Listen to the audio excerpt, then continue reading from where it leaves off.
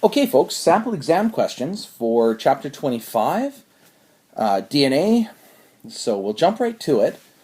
Question number 1, if you've got them in front of you, says describe the main steps in protein synthesis using the following headings. So the first one is transcription, the second one is translation. So for transcription, what would really be involved? Okay, well, let's take it in steps. First, what you would have to have is you would have to have an mRNA copy made of a gene.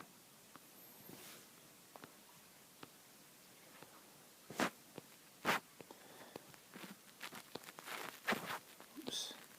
There we go. Made of from a gene, and specifically there we're talking about making a copy of DNA. So you've got messenger RNA. Now, how would that get done? This is where you pick up the points. You'd have to unzip the DNA,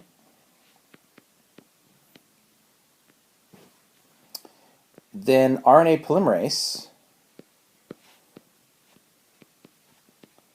would have to sneak in there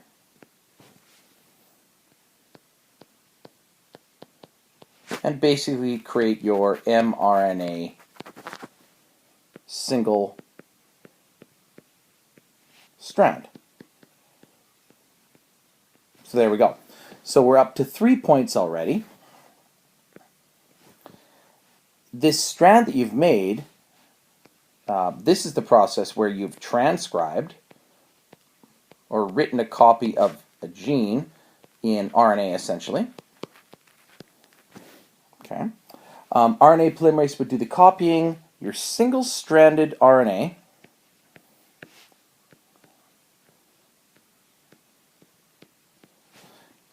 leaves the nucleus,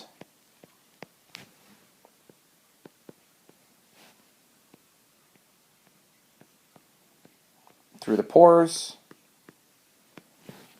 Basically, if this was your nucleus and these were your pores. All right, we'll switch colors for a second here. Your single-stranded RNA would pop out, and you would want to know that, let's draw a few here. If we were looking at the specific sequences of purines and pyrimidines, the base pairs, if, let's say we had GCA, now instead of T, you can't write T, so the substitute for thymine in single-stranded RNA is uracil, and let's say that sneaks out. It's leaving the nucleus via the nuclear pores, and it's headed to a ribosome. So, there you go. That should more or less cover it. It's only 4 points.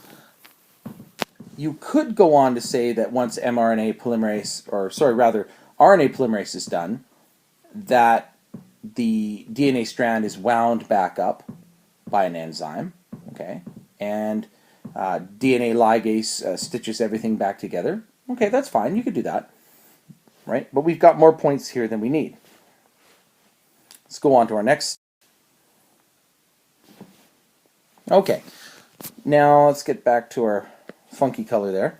What are the steps in translation? Now, it doesn't hurt to draw a picture. In the last example, I didn't draw a picture, but you can draw a picture. It'll help you to really get going.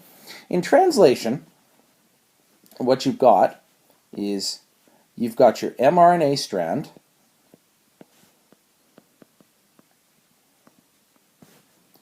more or less just fits into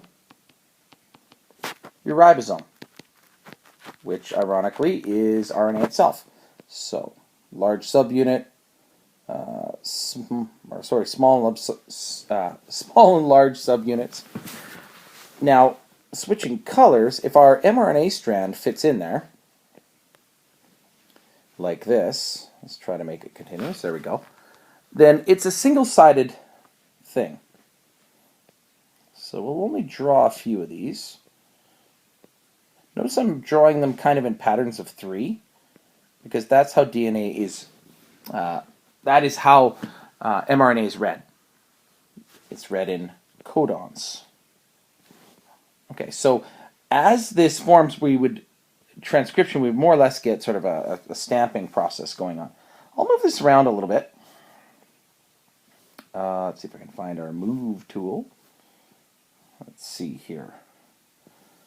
There we go. And I'll move this. Can I move this down? Nope, not you.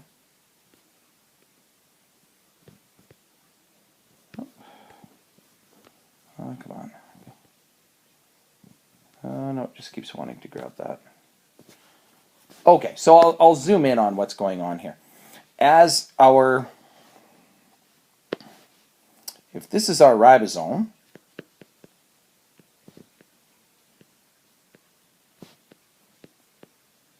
and this is our mRNA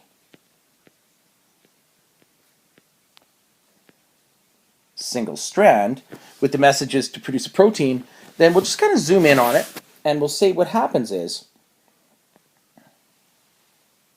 our mRNA, let's say our gene pattern is C, G, A. Say we've got a codon for that.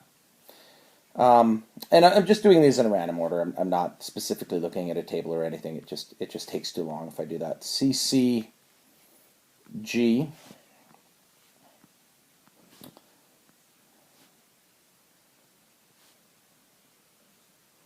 Let's go like that. Okay. Now the mRNA is read basically a codon at a time. So if I borrow this red color, transfer RNA is going to match from here to here. There's our first codon. Here's our second codon, and here's our third codon. So I'll just refer to them as amino acids. I just want to give you an overview of the process. So what matches in on this side, transfer RNA. Now specifically this is a codon. So what matches is called an anticodon.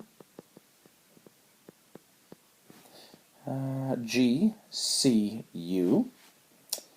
G, G, C. Make my G's nice and obvious there. And uracil, right, not thymine, UAU.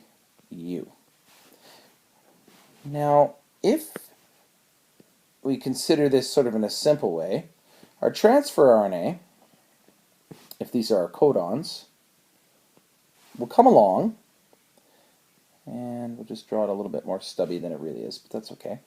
Our transfer RNA, let's grab a different color, green will do, we'll bring in a certain amino acid. So we'll call this an amino acid 1, AA2, and AA3, just in a generic sense. And as this stamping process happens, codon to anticodon, what we'll get forming is a polypeptide bond. And this process sort of moves to the right, and our stamps will go, once they have delivered their amino acid, will more or less sort of fly off, because this part is, I'll draw it, is gone. So it needs to go off and get recharged. And we begin to form a covalent bond known as a peptide. And we're getting what's called the primary amino acid sequence. So how do you get points for this? Well, first, you would say that your mRNA strand fits into the ribosome. So there's a point there. And you can see that I've drawn it, which is good. I mean, that helps you describe it. And then once we say that it's fit into the ribosome, what you should say is that transfer RNA, so our friend here,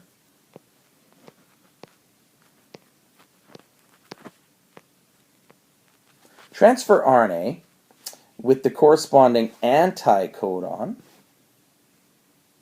brings in its amino acid, matching the codon and as it matches, it delivers its amino acid. Okay, delivers its amino acid, and then is released to be recharged to get its amino acid. Now this process would continue. So how many check marks have I got here? 1, 2, 3, 4 check marks. This process will continue until you hit a stop sequence. If down the road, let's undo that. If what comes along next is an mRNA sequence like this, this will terminate protein production, and it stops. The peptide literally end of the line. Okay? So there's a point right there for talking about the stop sequence. So there's lots to talk about here. Okay? Moving on to our next slide. Talking about mutations, what kind of mutations are there? Now it says, how can mutations affect chromosomal behavior? They said basically 2 points. You could say that a mutation, well, one of the things it can do is it can alter the amino acid sequence.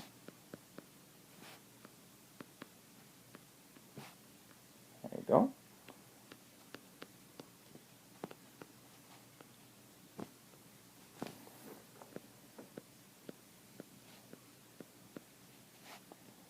And that could alter the ensuing protein. And that can be a big deal. Come on there, right for me. That could be a big problem. And we looked at that with sickle cell anemia, where most red blood cells from the side kind of look like donuts, sort of have a hollow, that's sort of drawn like this. When a red blood cell, due to a mutation,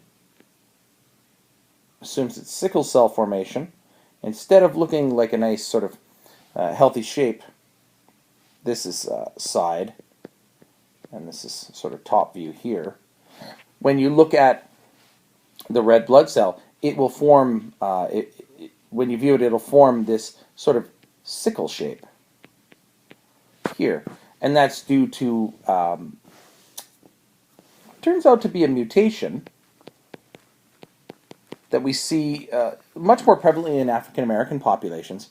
And you sort of think about it, it's almost like the Lego tower itself, under certain conditions, will just sort of fold. It'll kind of let go, and you get this different conformational shape. It happens under stress, and people that suffer from this will display anemic symptoms. They'll be very weak, very pale. Obviously, their red blood cells aren't carrying oxygen as well as they should. Okay, that's what happens when you get the sickle cell formation. Ooh, say that 5 times fast. Okay, you can alter the amino acid sequence a little bit or a lot, or you may literally stop the protein from even forming. If you insert an UGA, if one form of mutation calls for a stop codon, you may not get expression of the gene at all. You may not produce the protein product. So that could be pretty heavy. As far as points go here, there's lots of points. One there. If you talked about sickle cell, right here is an example. I would be giving you points galore. Stopping protein construction with a stop codon, absolutely. So there's more here than you could even believe. 2 points is actually quite light.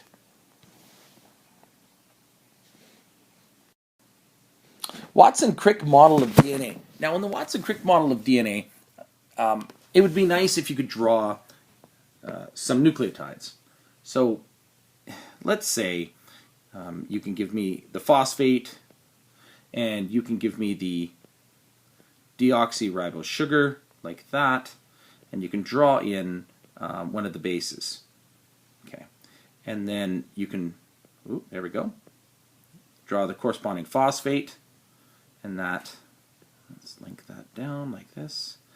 I always love drawing this, especially on my iPad, but it'll work. Okay, so you notice these bonds? There we go. And I'm forming the backbone, or the ribbony edges of the ladder. There we go. Oops, kind of missed with that, didn't I? Meant to point down there. There we go. Okay.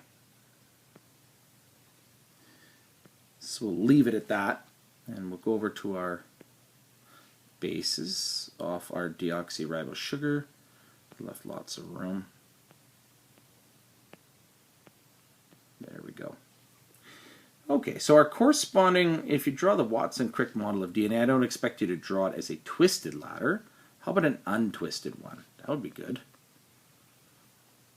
Okay, and when you go to draw, when you go to draw it in this direction, it can be a little hard. I'm literally going to turn my iPad upside down now, right? Because it's a little bit different. There we go.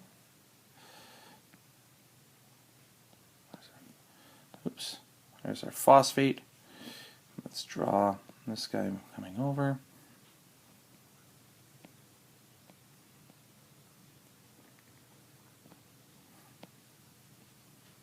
Sorry about the freehand, but that's kind of how it goes when you're freehanding it.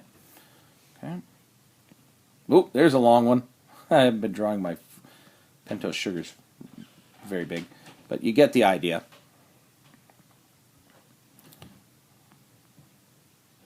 Oops. Haha. My phosphate. There we go. And up. And there we go. So drawing them anti-parallel. There we go. Hard to draw those upside down. But the point of the Watson-Crick model of DNA would be, since it is DNA,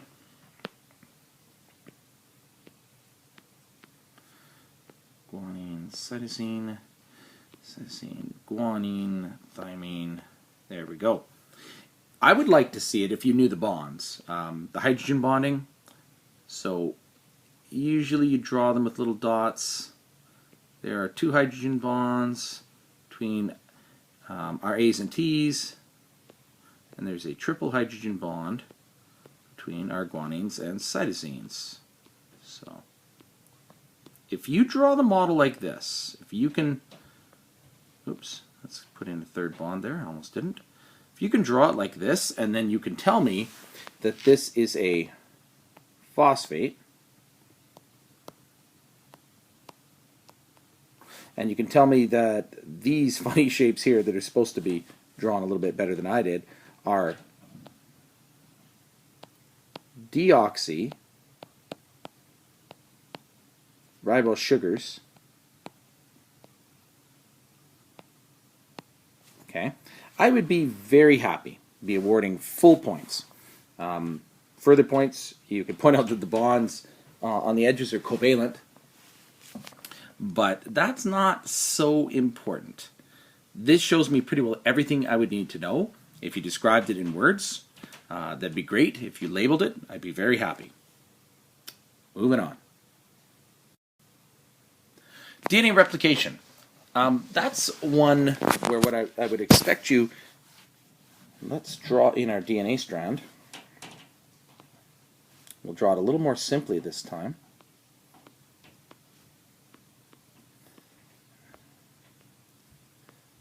Okay, and I won't draw in the hydrogen bonds. In this case, it's just, I just don't have the room. If it turns out that in DNA replication, we're going to replicate the parent strands. So let's look at this. I'm not going to put too much on here because I will run out of room.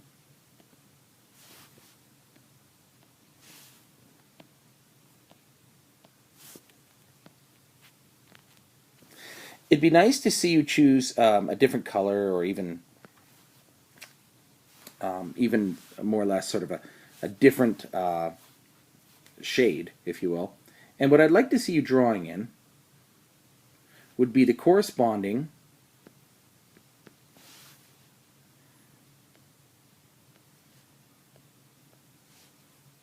nucleotides and show those coming in. as a new strand. Okay, so you can see run out of room real quick. And that more or less kind of here you're looking at a point of replication. So if during DNA replication you can tell me that there is, let's go to black, one parent strand is conserved,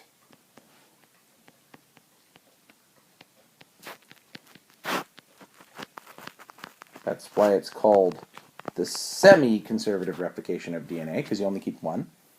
One daughter strand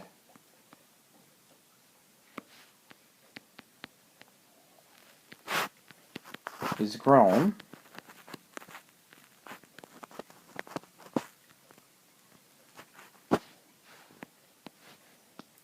to match the parent strand.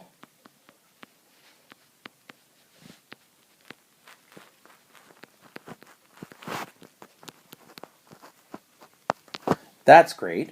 What I'd like to know is that this is done by the enzyme DNA polymerase.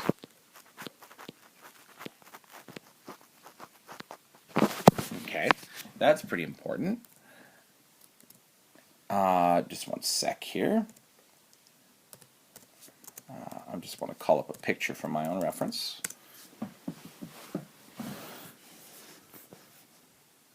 Okay. All right. And the whole point of this, DNA polymerase is what's growing in this new strand. But the unwinding of the DNA ladder, because normally it's sort of a twisted double helix, right? I always draw this so poorly, but I'll survive this time. There we go. In order to unwind it, to get it so that it's sort of our friendly ladder-like structure, the only way that could have happened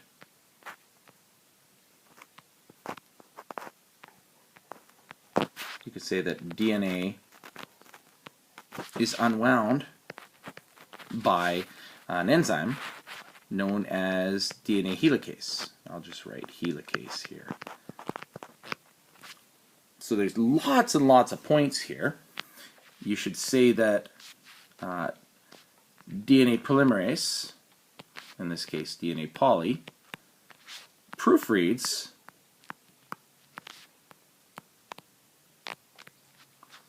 checks for errors, and we'll fix errors in the growing strands.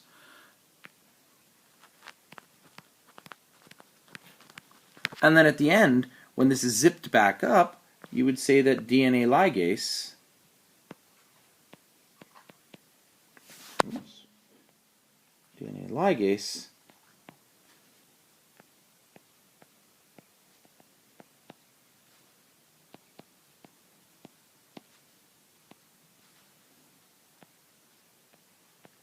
sews the DNA strands together. We basically want to zip it back up when we are done. And that's it. That's DNA replication. It's semi-conservative. And we've got points all over here. So this would be more points than you would ever need to answer this question. Maybe the drawing could be better. Yep, it could definitely be better. But I'm getting the hang of this iPad thing. There we go. Trying to remember, just a sec here. I want to make sure I didn't miss our questions. So the last question really was the 8 steps involved in protein synthesis. So I think at this point, if you look at the 8 steps,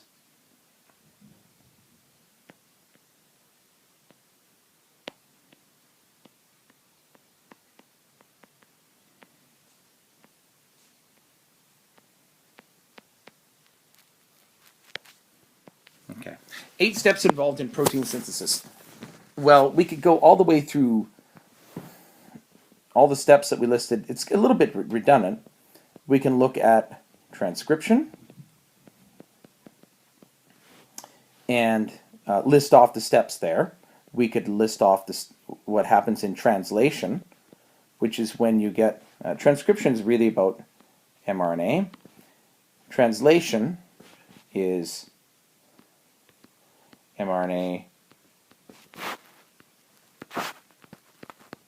and we include our transfer RNA, which brings in the addition of the amino acids. Okay, just to save space. Let's get that fixed. There we go. Sort of summarizing here, but we've already gone over these in the 2 slides. But in translation, when we look at the ribosome, you could say there is initiation. Okay. There is elongation. Now, this is of the protein. Elongation. And then once the protein is done being created, there is termination. Termination. This stylus is driving me crazy. So between the listings here and what you could say there and what you could say here and